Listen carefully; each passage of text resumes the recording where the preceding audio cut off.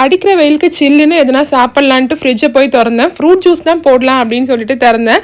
ஆனால் பிளானை வந்து டக்குன்னு மாற்றிட்டேன். ஏன்னா கஸ்டர்ட் பவுடர் இருந்துச்சு. சரி ஃப்ரூட் கஸ்டர்ட் பண்ணிக்கலாம் அப்படின்னு சொல்லிட்டு ஃப்ரூட் கஸ்டர்ட் பண்ணேன். 2லேருந்து 3 டீஸ்பூன் வந்து கஸ்டர்ட் மாவு எடுத்துக்கிட்டேன். 1/2 லிட்டர் பாலில் 2 கரண்டி பாலை எடுத்து அதில் போட்டு நல்லா கட்டி இல்லாமல் மிக்ஸ் பண்ணி எடுத்து வச்சுக்கிட்டேன். பால் நல்லா கொதிச்சதுக்கப்புறம் 2 கப் அளவுக்கு சர்க்கரை சேர்த்துக்கிட்டேன். சர்க்கரை கொஞ்சம் அதிகமாக இருந்தால் தான் வந்து டேஸ்ட் சூப்பராக இருக்கும். உங்களுக்கு கம்மியாக வேணுனாலும் நீங்கள் கம்மியாக சேர்த்துக்கோங்க. பால் கொதிச்சதுக்கப்புறம் மிக்ஸ் பண்ணி வச்சுருந்த கஸ்டர்ட் மிக்ஸ் அதில் சேர்த்து நல்லா கெட்டியாகிற வரைக்கும் நல்லா கொதிக்க விட்டுருங்க. எடுத்து வச்சுட்டு கம்ப்ளீட்டாக வந்து ரூம் டெம்பரேச்சருக்கு நல்லா ஆறணும். ஆறுனதுக்கப்புறம் தான் வந்து ஃப்ரூட்ஸ் சேர்க்கணும்.